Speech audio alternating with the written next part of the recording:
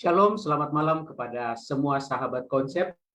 Pada malam hari ini kita bersyukur boleh bersama-sama di dalam acara diskusi sekolah sahabat bersama dengan Cohen Service People dan juga bersama dengan Pendeta Pardosi. Dan pada malam hari ini sebelum kita akan belajar berdiskusi akan pelajaran sekolah sahabat kita akan awali dengan doa. Saya minta kesediaan dari Pendeta Muda Edwin Pasaribu untuk berdoa.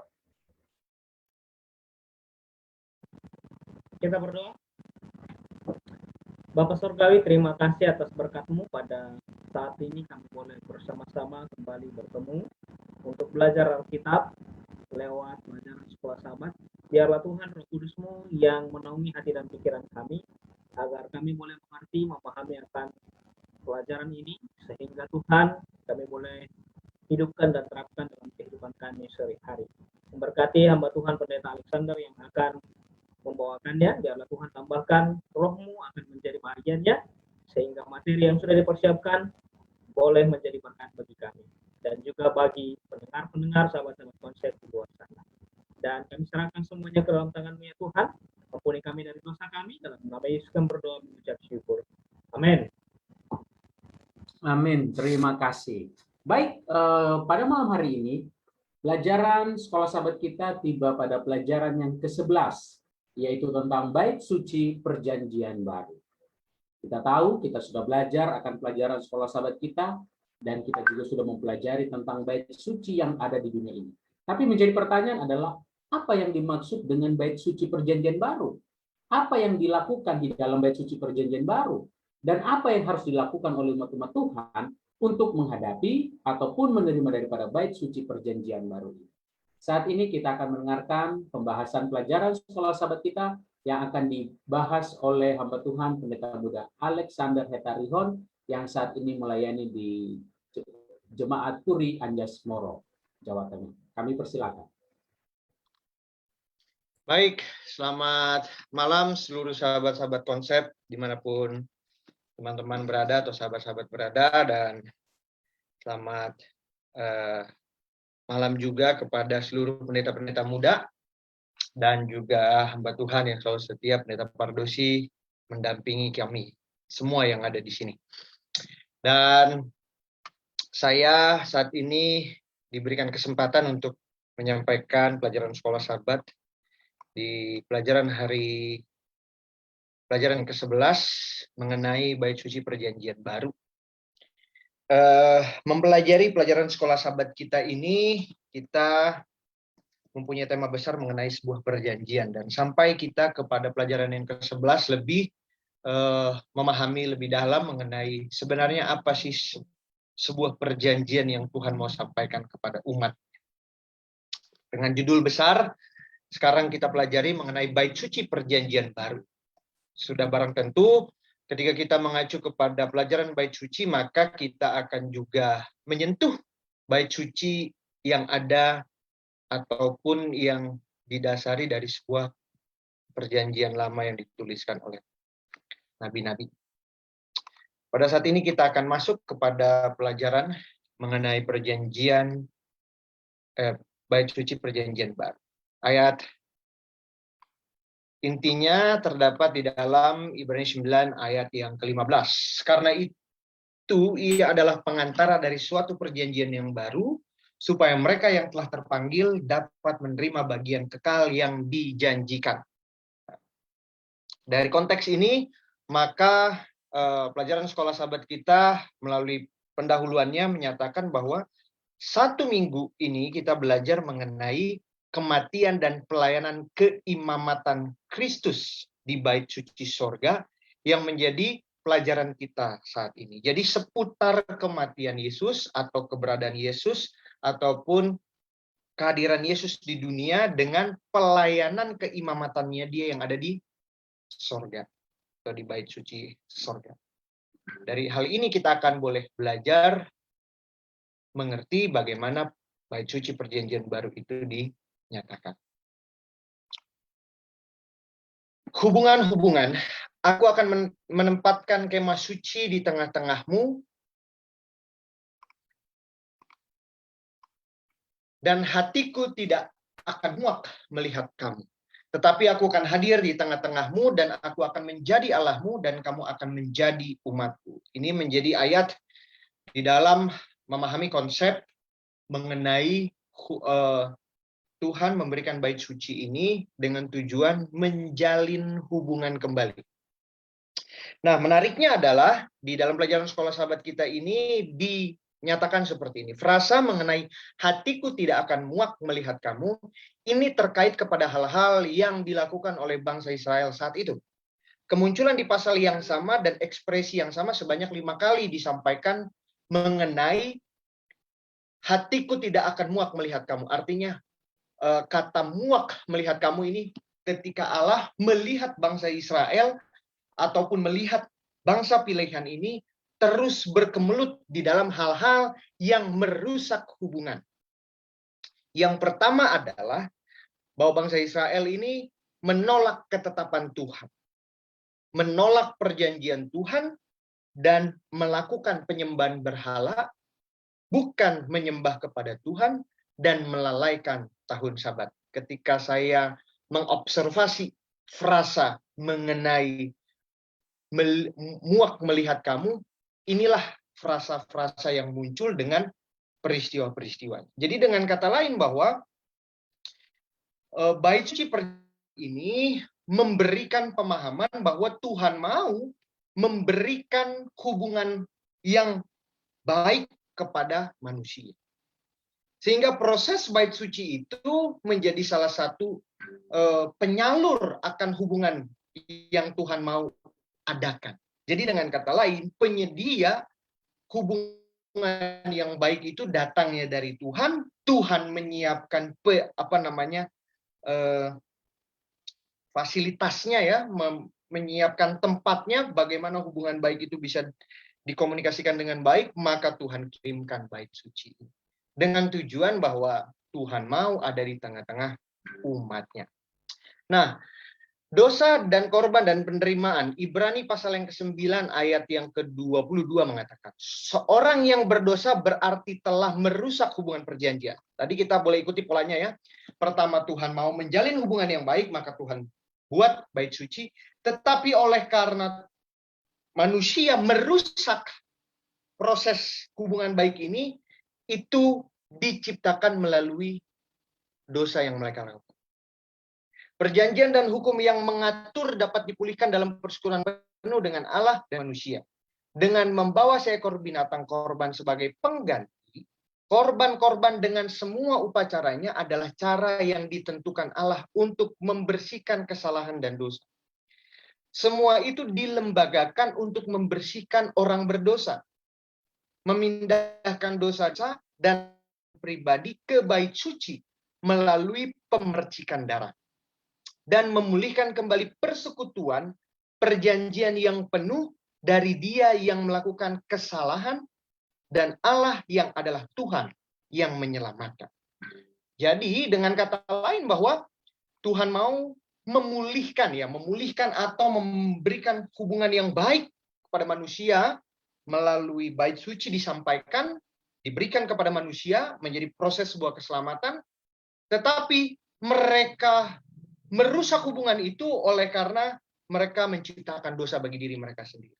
Nah, menariknya dari konsep ini adalah ketika proses bait suci ini bukan binatang yang menyelamatkan, tetapi itu lebih kepada lebih digambarkan kepada Yesus datang kepada dunia untuk menyelamatkan manusia. Nah, pola ini diambil dari Ibrani pasal yang ke-10 ayat yang ke-4. Firman Tuhan mengatakan demikian. Sebab tidak mungkin darah lembu jantan atau darah domba jantan menghapus dosa. Nah, jadi dengan kata lain, gambaran daripada korban yang disampaikan di dalam perjanjian lama itu mengacu memfokuskan kepada Yesus yang akan mati menggantikan domba itu. Jadi dengan kata lain, korelasinya adalah Yesus mati menggantikan korban. Ini yang disebut dengan sebuah penggenapan atau nubuatan. Lihatlah anak domba Allah yang menghapus dosa dunia telah datang, Yohanes 1:29. Sebab anak domba Paskah kita juga telah disembelih, yaitu Kristus, yang telah menggantikan domba yang mati di bait suci. Darah Kristus yang sama seperti darah anak domba yang tak bernoda dan tak bercacat, yang menggantikan anak domba yang disembelih itu. Jadi Yesuslah yang menggantikan korban itu. Nah, pengganti, seperti kita tahu bahwa tadi yang telah disampaikan, adalah kunci rencana penebusan secara keseluruhan. Karena dosa-dosa, kita layak mati. Kristus, oleh karena kasihnya bagi kita, menyerahkan dirinya sendiri untuk dosa kita. Galatia 1 ayat yang keempat menjadi pemaparan yang disampaikan di dalam pelajaran sekolah sahabat kita untuk mengerti betul bagaimana Kristus mengganti. Yang telah menyerahkan dirinya karena dosa-dosa kita untuk melepaskan kita dari dunia jahat yang sekarang ini menurut kehendak Allah dan Bapa kita. Jadi, kesimpulan sementara dari pembahasan sekolah sahabat kita adalah penyedia keselamatan telah datang, adalah Yesus Kristus. Kematian Kristus sebagai pengganti orang-orang berdosa adalah kebenaran agung dari semua aliran kebenaran yang lain. Jadi fokus dalam pelajaran sekolah sahabat kita ini, bait suci perjanjian baru itu mengacu kepada pengorbanan Yesus di kayu salib. Yang pertama untuk memulihkan, yang kedua untuk membebaskan, yang ketiga sebagai sebuah pengampunan, yang keempat adalah menyampaikan sebuah perjanjian yang disebut dengan kehidupan kekal di sorga. Terletak pada pekerjaan Yesus yang dilakukan. Nanti kita akan masuk kepada bagaimana Yesus boleh bekerja di bait suci sorga. Terletak pada pekerjaan yang Yesus lakukan, yaitu menyerahkan dirinya sendiri untuk dosa-dosa kita. Tanpa hal itu, iman kita tidak bermakna. Kita sama saja dengan menaruh iman kita pada patung seekor ikan. Keselamatan hanya melalui darah, dan darah Kristus menjadi penyalur. Jadi dengan kata lain, bait suci perjanjian baru itu adalah Yesus dalam pekerjaan penyelamatan. Jadi kesimpulan dari statement bait suci perjanjian baru itu adalah Yesus dan pekerjaan penyelamatan. Ellen White menuliskan di dalam bukunya The Faith Alive By, bukanlah kehendak Allah Anda penuh dengan ketidakpercayaan dan menyakiti jiwamu dengan ketakutan bahwa Allah tidak akan menerimamu karena Anda penuh dosa dan tidak layak. Anda dapat berkata, saya tahu adalah seorang berdosa, dan itulah alasan saya membutuhkan seorang juru selamat. Saya tidak punya kebaikan atau jasa untuk mana saya boleh menuntut keselamatan, selain mempersembahkan di hadirat Allah darah pendamaian anak domba Allah yang tidak bernoda, yang menanggung dosa dunia. Hanyalah inilah permohonan saya. Jadi menegaskan kembali Ellen White di dalam memahami konsep Yesus menggantikan korban dari perjanjian lama. Selanjutnya kita masuk kepada imam besar perjanjian baru. Seperti ada bait suci, keimamatan dan pelayanan di dunia pada perjanjian lama, demikian juga ada di bait suci. Keimamatan dan pelayanan di bait suci sorga pada perjanjian baru, akan tetapi apa saja simbol-simbolnya, gambaran-gambaran dan bayangan ini terdapat dalam Ibrani 8:5 yang saudara mungkin sudah baca di sekolah sahabat. Dalam perjanjian lama yang menjadikan kenyataan dalam perjanjian baru adalah Yesus Kristus sebagai imam besar kita, dan semua hal yang dilakukan imam atau Harun pada waktu menjadi seorang imam di bait suci dunia, hal yang sama pun dilakukan oleh Yesus di bait suci sorga. Jadi kalau nanti ada pertanyaan, apa yang dilakukan Yesus di bait suci sorga? Hal yang sama dilakukan Yesus ketika imam besar yang di dunia ini juga melakukan, membantu proses keselamatan. Kita memiliki Yesus yang tidak berdosa, gantinya darah hewan. Kita memiliki darah Kristus yang memberikan sebuah penyelamatan. Gantinya imam yang penuh dosa dan kesalahan, kita memiliki Yesus sebagai imam besar kita yang melayani untuk kepentingan kita. Dengan semua ide ini dalam pikiran kita, pikiran mengenai kata Paulus, bagaimana kita akan luput jikalau kita menyia-nyiakan keselamatan yang sebesar itu. Jadi dengan kata lain, Yesus sementara memberikan proses pola bait suci yang ada di bumi ini juga diimplementasikan di sorga. Nah, jadi siklusnya seperti ini, saya gambarkan sedikit. Jadi siklusnya adalah bait suci dunia, kegenapannya adalah Yesus di dalam perjanjian baru, dan setelah Yesus diangkat, maka siklusnya Yesus sedang mengantarai kita di bait suci sorga. Dan inilah pekerjaan keselamatan. Jadi dengan kata lain, setelah Yesus mati, belum selesai proses penyelamatan itu. Masih ada satu tahap lagi di bait suci sorga yang Yesus harus selesaikan. Dan kita tahu bahwa Yesus sekarang ada di bait suci sorga yang bukan dari buatan tangan manusia. Pengertian kita sempurna, Yesus baik sebagai Allah dan manusia, seorang manusia yang sempurna tanpa dosa adalah satu-satunya yang dapat menjembatani jarak antara manusia dan Allah yang disebabkan oleh dosa. Poin penting untuk diingat dalam semua ini adalah, meskipun ada banyak, sekarang ada seorang yang manusia yang dapat merasakan semua pencobaan, kesakitan, dan pencobaan, sedangkan mewakili kita di hadapan Bapa sekarang. Nah, ini pekerjaan yang juga Yesus lakukan di bait suci sorga. Jadi, kesimpulan dari pelajaran sekolah sahabat kita ini. Yang pertama, Tuhan tinggal di antara umatnya, mengadakan hubungan dengan manusia. Itulah tujuan daripada bait suci. Perlu dipelajari dan disampaikan dalam pelajaran kita, atau diteliti di dalam pelajaran kita untuk dipelajari. Yang kedua, mengajarkan rencana keselamatan dan proses pengampunan dosa, bagaimana Tuhan mau mengajarkan kepada kita.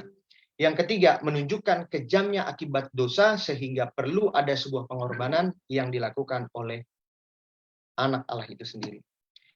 4, mengajarkan pentingnya dan caranya memperoleh kekudusan. Ketika Yesus mati, maka tidak selesai sampai di situ, bahwa ayat yang lain pun mengatakan bahwa kita adalah bait suci Tuhan yang diam di dalam diri kita.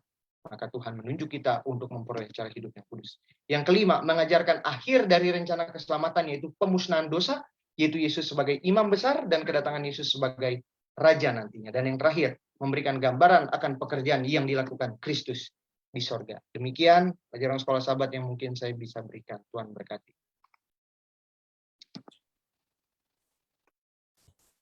Baik, terima kasih kepada Pendeta Alex yang sudah membawakan sedikit pemaparan daripada pelajaran kita. Saat ini saya lihat sudah ada pertanyaan yang masuk. Pertanyaan yang pertama, Pendeta Alex bisa menanggapinya. Setelah itu nanti Pendeta Edwin boleh menambahkan bersama juga dengan Pendeta Dwi. Apa yang Yesus lakukan sebagai pengantara di bait suci sorga?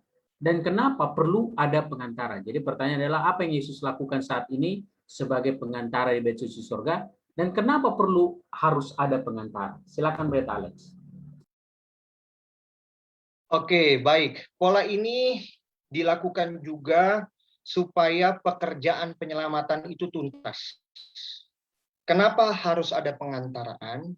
Karena kalau tidak ada pengantaraan, maka dosa tak terselesaikan.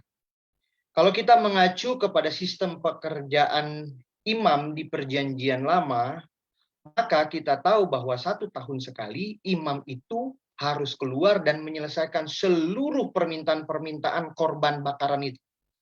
Dan peristiwa yang sama pun dilakukan oleh Yesus sementara ada di sorga.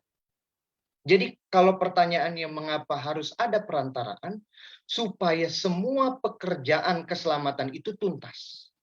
Oleh karena itu, ketika pekerjaan penyelamatan tuntas yang dilakukan oleh imam besar kita di dalam Ibrani pasal 9 tadi, maka selesailah peristiwa manusia dengan dosanya. Jadi kalau misalkan tidak ada pengantara dan tidak diselesaikan pekerjaan Yesus di bilik yang maha suci itu di sorga, maka mengambanglah peristiwa manusia dan dosa. Hubungannya belum disempurnakan. Dan hubungannya itu belum dipulihkan. Oleh karena itu, pekerjaan yang dilakukan imam besar kita sementara adalah menjadi perantara bagi saudara dan dosa saudara supaya kita ini diselamatkan. Begitu, Pendeta Adrian. Baik, terima kasih. Bagaimana dengan tanggapan dari Pendeta Edwin Pasaribu? Oke, baik. Terima kasih Pendeta Alexander atas materinya dan juga atas pertanyaannya dari Pendeta Riki tadi. Apa yang Yesus sebagai pengantara di bait suci surga dan kenapa perlu ada pengantara? pengantara. Nah, kenapa perlu ada pengantara? Kita tahu semua dalam Kejadian pasal 3 bahwa manusia telah jatuh ke dalam dosa. Dan Kejadian pasal 3 ayat 15 katakan, aku akan mengadakan permusuhan antara engkau. Artinya bahwa dosa mengakibatkan kita jauh daripada Tuhan. Kita bertikai dengan Tuhan. Maka kita perlu seorang pengkudus untuk menghubungkan kembali hubungan yang sudah putus, hubungan yang sudah retak. Dan dalam pelajaran kita pada sepanjang satu pekan ini berbicara tentang bagaimana Yesus sebagai pengantara kita, sebagai pendamai bagi kita. Dan bahkan harusnya kita yang harus mati di kayu salib, tapi Yesus gantikan itu mati di kayu salib. Itu yang pertama. Dan yang kedua, setelah di perjanjian baru, tadi perjanjian lama bahwa melalui kalau kita pelajari sekolah sahabat kita mulai dari pelajaran minggu lalu, bahwa perjanjian lama dengan perjanjian baru, bahwa perjanjian lama mengilustrasikan bahwa keselamatan itu diilustrasikan lewat apa? Lewat pelajaran bait suci. Dan di perjanjian baru, ilmu keselamatan itu diilustrasikan lewat apa? Lewat Yesus Kristus yang mati di kayu salib. Nah, keselamatan itu tidak akan lengkap hanya ketika Yesus Kristus mati di kayu salib, tapi ketika kita apa? Diampuni dan juga Yesus sebagai imam besar yang menjadi pengantara kita. Kenapa kita perlu pengantara? Karena memang kita berdosa dan juga kita punya hubungan yang tidak baik lagi dengan Tuhan. Maka kita perlu pengantara pendamai untuk kita. Terima kasih. Baik, terima kasih Pendeta Edwin. Pendeta Dwi, bagaimana dengan tanggapan khususnya pertanyaan tadi yang sudah disampaikan? Silakan.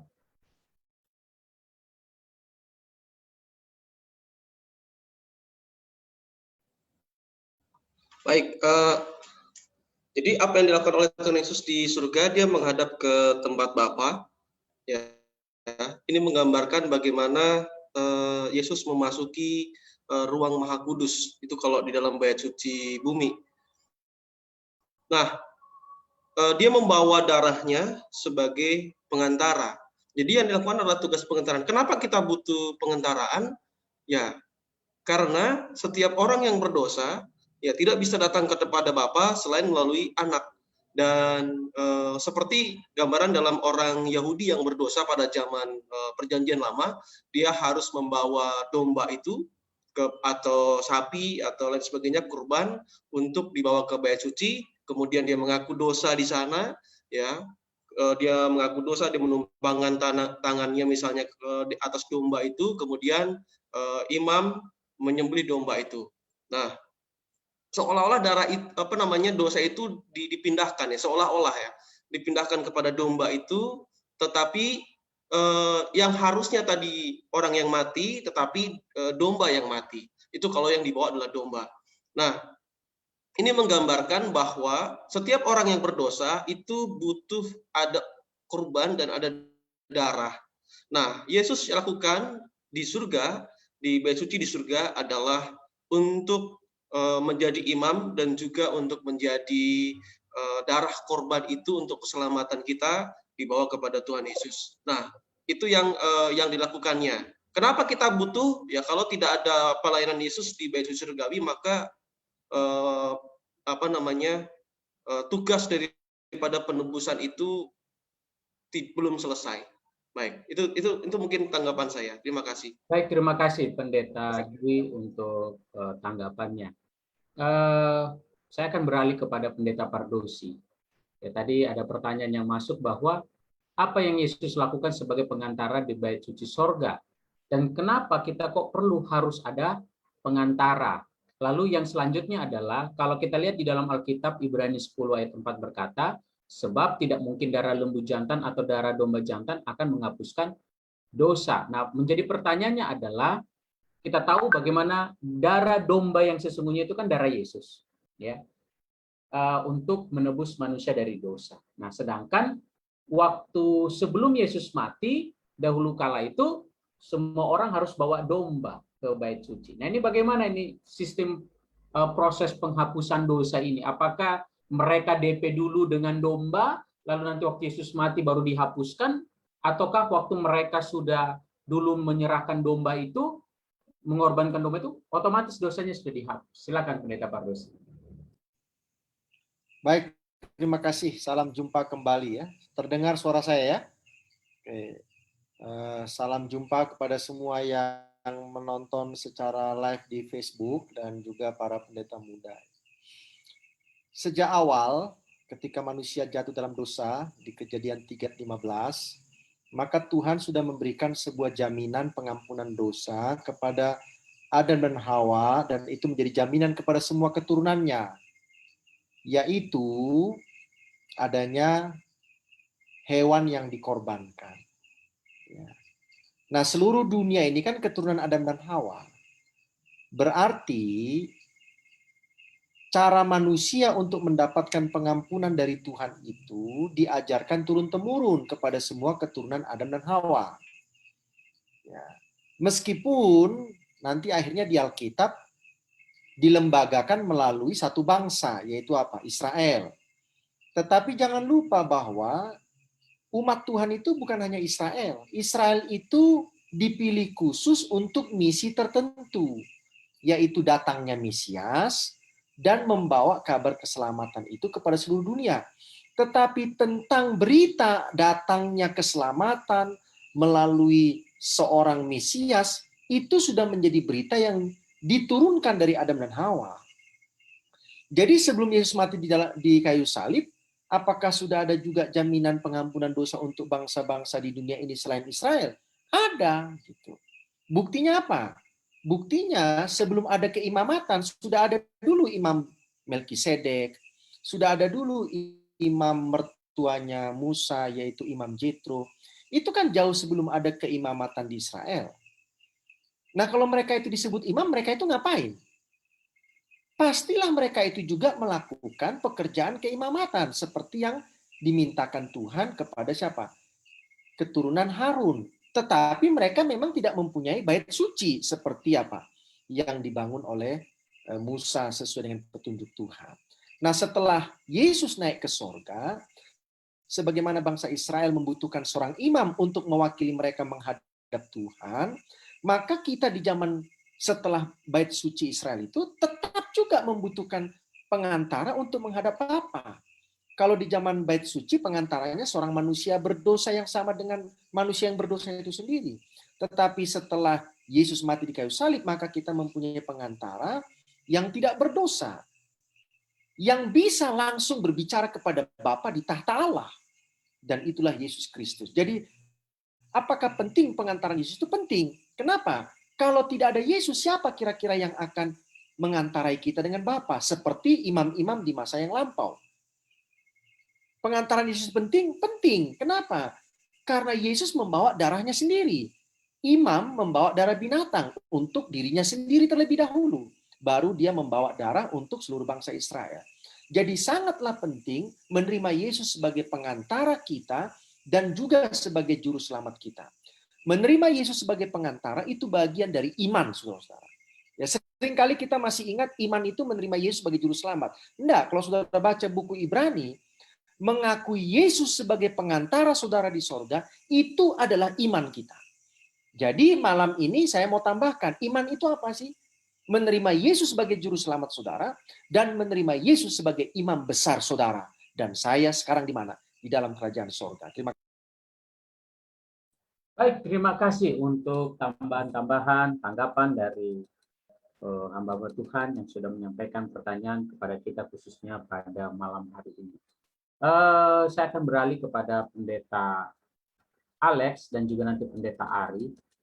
Kenapa harus ada korban? Kenapa kita harus pada saat dulu orang berdosa harus memberikan korban? Kenapa enggak hanya minta pengampunan saja begitu, Tuhan ampuni saya? Kan Tuhan bisa saja buat hal itu. Tapi kenapa harus ada korban? Apa pentingnya daripada korban pengampunan dosa itu? Silakan Pendeta Alex dan juga Pendeta Ari.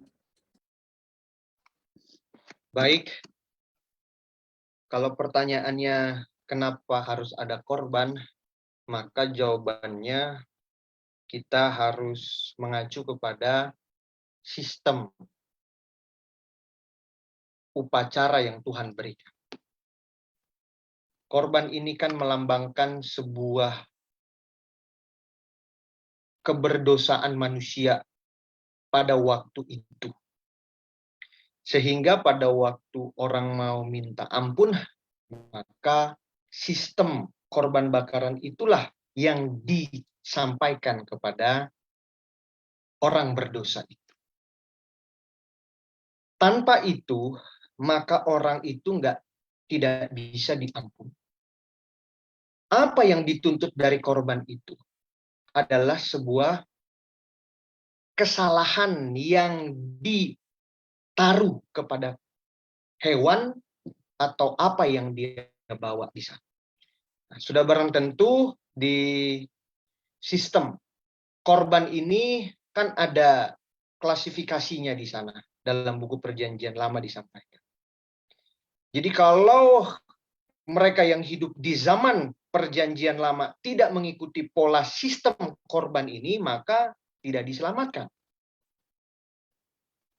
Oleh karena itu diteruskanlah kembali, tidak selesai korban itu dicatatkan dalam buku Perjanjian Lama, maka pola yang sama juga dilakukan di Perjanjian Baru.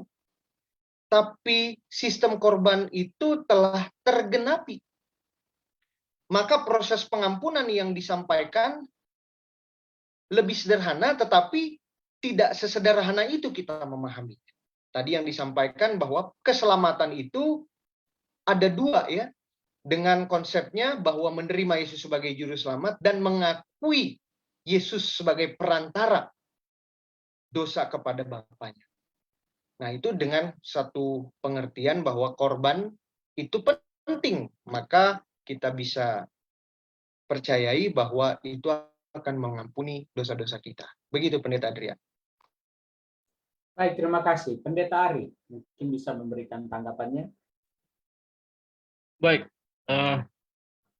sebenarnya pertanyaan yang sangat fundamental atau sangat menjadi dasar dalam situasi korban dan juga Yesus sebagai oknum yang harus disalib. Ya, kenapa harus ada?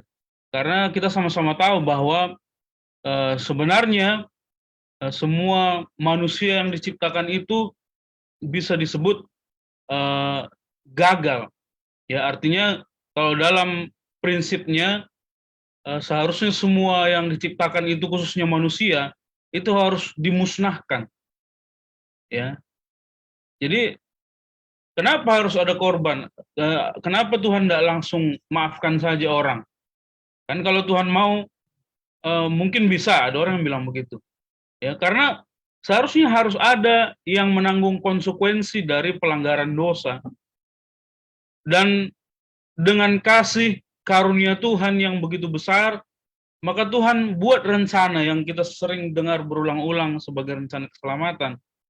Ya, bahwa walaupun manusia ini sudah berdosa, kita buat satu cara supaya jangan semua mereka mati. Itu alasannya kenapa ada korban yang pada zaman Perjanjian Lama itu diajarkan dalam bentuk memberikan korban binatang dan sebagainya. Dan setelah melihat begitu besarnya konsekuensi dari dosa ini, tidak ada makhluk lain yang layak untuk menjadi penggantinya selain Tuhan itu sendiri. Karena kalau ada yang lain, ya dari satu sisi tidak adil kan, kenapa harus ada makhluk lain? Sehingga Tuhan mengaruniakan anaknya yang tunggal, itu yang kita sering dengar dalam bahasa Perjanjian Baru, sehingga Yesus harus mati, dan disitulah kenapa harus ada korban, untuk menjadi pengganti dari konsekuensi dosa, yaitu maut, sesuai dengan Roma 6 ayat 23, sebab upah dosa adalah maut, tetapi karunia Allah ialah hidup yang kekal dalam Kristus Yesus Tuhan kita. Jadi itu alasannya kenapa harus ada korban, karena konsekuensinya harusnya semua kita mati, tetapi karena Tuhan punya rencana keselamatan, dibuatlah satu pengganti, yaitu korban. Di Perjanjian Lama diajarkan dengan binatang-binatang yang dikorbankan, tetapi secara realita adalah pada saat Yesus mati bagi kita. Terima kasih. Baik, terima kasih untuk tanggapan dari Pendeta Ari dan juga Pendeta Alex tadi. Baik, saat ini ada sebuah pertanyaan dan nanti langsung ditutup dengan closing statement dari Pendeta Alex dan juga Pendeta Pardosi. Tapi sebelum ke Pendeta Alex dan Pendeta Pardosi akan memberikan closing statement, saya mau ke Pendeta Ricky dulu. Ada sebuah pertanyaan di mana tentang keselamatan ini kita tahu itu diberikan cuma-cuma kepada setiap orang. Tapi ada tadi kita sudah dengar satu statement dari Pendeta Pardosi bahwa bagian daripada iman itu adalah juga menerima Yesus sebagai imam besar ya bagi kita atau sebagai pengantara kita, mengakui dia. Pertanyaan saya begini. Bagaimana dengan orang-orang yang saat ini belum atau tidak mempercayai Yesus dan tidak menerima Yesus sebagai imam besar atau pengantara bagi dia? Apakah mereka tidak akan selamat karena mereka tidak mau menerima akan hal itu? Silakan Pendeta Ricky. Ya, baik, terima kasih pertanyaan Pendeta Adrian. Jadi kalau pertanyaan tadi kita selamat karena percaya Yesus, bagaimana mereka yang tidak percaya Yesus sebagai imam besar? Jadi harus dibedakan belum mengetahui ajaran atau pemahaman tentang Yesus sebagai imam besar dan tidak menerima Yesus sebagai imam besar. Bagi saya logikanya sederhana. Kalau mereka terima Yesus sebagai juru selamat, kebenaran tentang peran Yesus sebagai imam besar, pengantara di bait suci surga, pasti diterima. Karena mereka sudah menerima Yesus. Nah, bagaimana dengan yang mereka belum paham tentang Yesus? Tentang peran Yesus di bait suci surga?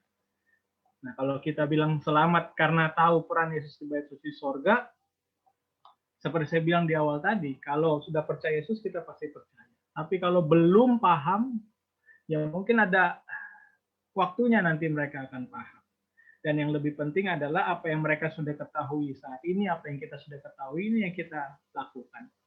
Dan kita dihakimi berdasarkan apa yang kita ketahui. Sesuatu yang kita tidak ketahui, bukan tidak mau ketahui, sesuatu yang belum kita ketahui, tidak mungkin kita diukur berdasarkan apa yang kita tidak tahu. Saya pikir disitulah keadilan Tuhan ya. Nah, bagi kita yang sudah belajar sekolah sahabat sekarang ini, rasanya kita tidak mungkin tidak percaya bahwa Yesuslah imam besar kita di bait suci sorga. Karena kita kan sudah terima Yesus ya, apa yang Yesus lakukan, Yesus kerjakan ya, pasti kita percayai. Nah, kita sudah banyak bicara tentang pentingnya apa yang Yesus lakukan. Jadi itu yang saya bisa tanggapi Pendeta Adrian. Terima kasih. Terima kasih. Saya langsung saja ke Pendeta Alex, kalian closing statement. Oke. Bagi saya, closing statement yang saya pelajari di pelajaran sekolah sahabat kita ini mengenai bait suci perjanjian baru. Yang pertama, kemudahan untuk kita meminta ampun telah disampaikan oleh Yesus Kristus dan Dia telah berkorban. Pelajarannya apa? Kita mau menerima Dia yang telah mati itu, atau justru kita masih menolak kematiannya Dia dengan berbuat dosa terus-menerus.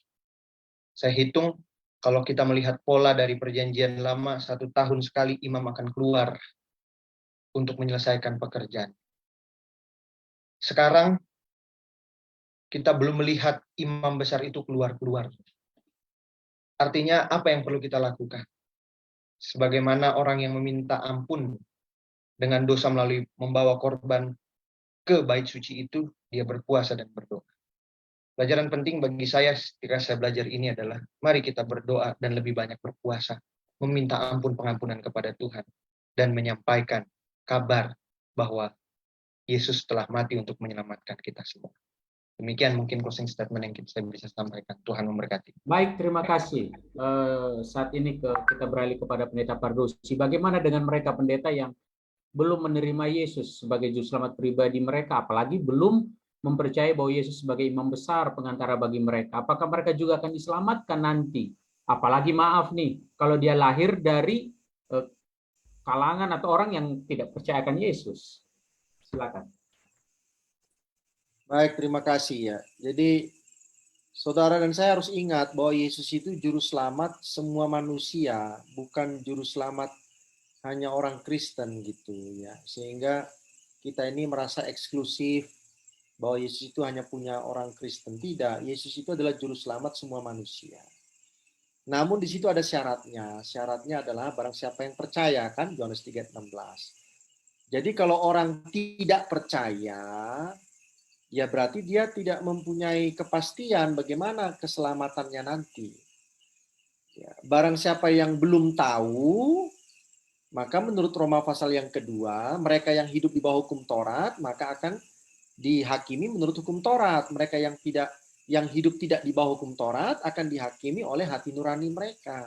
Jadi hati nurani itulah yang akan menjadi petunjuk bagi mereka, sehingga mereka pun mempunyai kesempatan untuk apa? Diselamatkan. Ketika mereka memang belum tahu, belum pernah sempat menerima keselamatan itu, Yesus Kristus sebagai juru selamat. Ya. Nah, jadi closing statement saya pada saat ini adalah bait suci perjanjian baru itu tidak ada di dunia ini. Ya. Bait suci perjanjian baru itu tidak seperti yang dibangun oleh Musa. Karena bait suci perjanjian baru itu ada di sorga. Bait suci perjanjian baru itu adalah tahta Allah. Ya, tempat di mana Allah bersemayam. Yesus menemui Bapa, itulah di Wahyu pasal yang kelima. Ketika dia naik ke sorga, dia tampil sebagai anak domba yang tersembelih, singa dari suku Yehuda. Disitulah Yesus melakukan pekerjaan imam. Ya, seperti imam di bait suci yang masuk ke bilik suci tiap-tiap hari. Lalu sejak 20 Oktober 1844, Yesus melakukan pekerjaan imam besar seperti imam besar di bait suci di dunia ini, yaitu hari pendamaian atau hari penghakiman. Dan bila nanti Yesus keluar dari pekerjaannya sebagai imam besar di sorga, maka itulah tandanya bahwa pekerjaan penyelamatan itu sudah selesai penghakimannya dan Yesus akan datang ke dunia ini sama seperti imam besar akan keluar dari bait suci. Jadi intinya adalah bait suci perjanjian baru itu tidak ada di dunia ini. Ya, tetapi bait suci perjanjian baru itu pekerjaannya menggambarkan pekerjaan dari bait suci perjanjian apa? Perjanjian lama. Nah, hal yang terakhir yang saya mau sampaikan kepada kita adalah seperti tadi saya katakan bahwa iman itu bukan sekedar menerima Yesus sebagai juru selamat. Tetapi iman itu juga adalah menerima Yesus sebagai imam besar. Yesus berkata apa? Barang siapa yang mengakui aku di hadapan orang banyak, aku akan mengakui dia di hadapan siapa? Di hadapan Bapa. Tapi barang siapa tidak mau atau malu mengakui aku di hadapan manusia, maka aku pun malu mengakui dia di hadapan apa? Bapa. Intinya apa? Apa yang kita imani di dunia ini, itu didengar orang. Itu akan dilihat orang. Dan tidak perlu kita malu. Ya, karena kalau kita malu mengakui iman kita di hadapan dunia, maka Yesus pun akan malu mengakui kita di hadapan siapa? Bapa. Terima kasih banyak. Sampai ketemu kembali. Baik, terima kasih Pendeta Pardusi untuk tanggapan dan juga hamba Tuhan sekalian yang sudah menyampaikan akan pembahasan-pembahasan kita. Saat ini kita akan menutup kegiatan rangkaian daripada acara diskusi sekolah sahabat kita. Saya minta kesediaan dari Pendeta Maro terus untuk boleh pimpin kita di dalam doa tutup. Baik, mari kita berdoa. Terpujilah nama Tuhan, segala kebesaran dan kasih-Mu, oleh karena pada malam hari ini kami telah mempelajari pelajaran yang sangat penting, satu konsep tentang pelayanan bait suci di surga yang telah Tuhan ajarkan pertama kali melalui bangsa Israel melalui korban-korban. Bila Tuhan kami dapat mengimani sebagaimana Engkau sebagai imam besar yang telah mengantarai dan Engkau juga telah mengorbankan dirimu untuk menebus dosa kami semua sebagai manusia yang berdosa. Tuhan, biarlah kami terus bertumbuh dalam iman pengharapan kami agar kami betul-betul memaknai pengorbanan yang telah Engkau lakukan. Indah doa kami Tuhan, sebentar kami akan melanjutkan atas kami. Kami serahkan kami dalam selesai berdoa. Amin. Amin. Baik, terima kasih. Kami sampaikan kepada saudara-saudara sekalian, jangan lupa untuk membagikan tayangan ini dari Facebook kami, Cohen Service, dan juga YouTube kami, Cohen Service People. saudara bisa bagikan kepada saudara-saudara kita yang lain sehingga mereka dapat menyaksikan akan setiap tayangan-tayangan kita. Dan jangan kemana-mana, sebentar lagi kami akan hadir dalam tayangan diskusi Alkitab bersama Cohen Saros People. Tuhan memberkati kita semua. Amin.